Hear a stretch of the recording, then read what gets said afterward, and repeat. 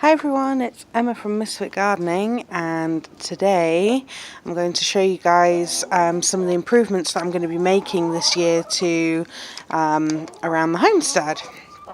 Hi Wookie. Now you can see we've got the chickens out, and you can also see the mess that they're causing, let alone all the poop that's now on the back side. So they like to come down here because the soil's really loose, and they like to use that as a dust bath area.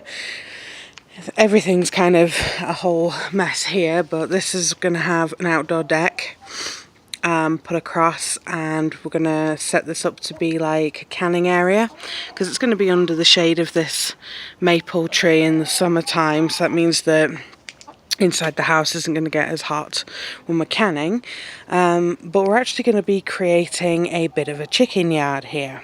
So we're probably going to be going from this post here, and these are I think every six feet. So we got 3 panels worth, so 18 feet, and then it's probably about the same length till we get up to here. So we're going to be putting in a fence, so from where the gate is all the way down to here in a big square, and that means that this whole area is going to be space for the cluckers to kind of get some leg room and stretch, so they don't get the cannibal problems that we had last year.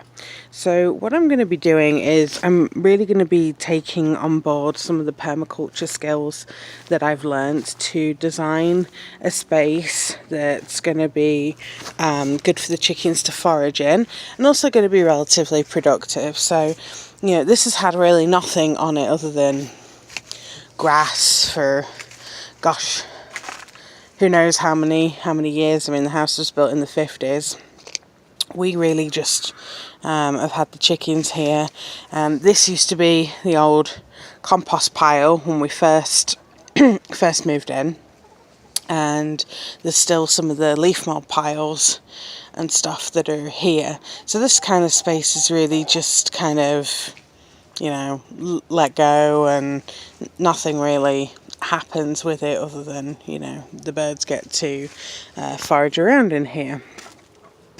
Now this panelling stuff is actually stopping the light coming in, so my garden's all south facing.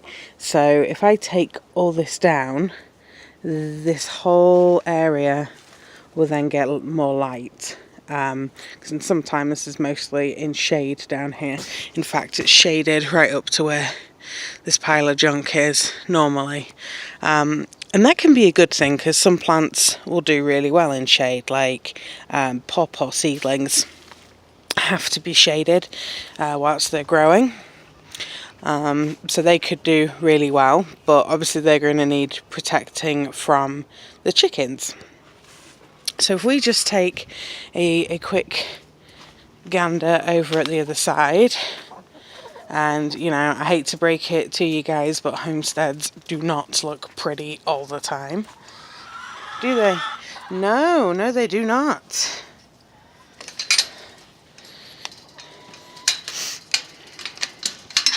So, out on the other side behind the fence, we've got a couple of these honeysuckle bushes, and that's about it. There's a random aspen tree here that got put in by the previous owners. Doesn't produce, you know, anything other than some dappled shade and some leaf litter, but the majority of it is done by this maple up here. So what the idea is going to be is we're going to take off all these plastic things, which we've kind of been starting to do anyway, and we're going to be putting a bed in here, and this is where I'm going to be moving my blackberries and some of the currants, and I've got a jasmine in here. It's this light brown stuff. If it comes back, for sure, I'm going to be planting it because I love the smell of jasmine. It's great for pollinators coming in. But I've got a few blackberry canes and things. I've got a couple of triple crown blackberries, and I think this one's a Navajo. And I'm going to put them all up here so they'll grow up. Now, this is going to work twofold, because the fruit that's on this side is going to be stuff that we can harvest. The fruit that grows through the fence, or ones that the chickens can get through the fence, or help provide food for the chickens.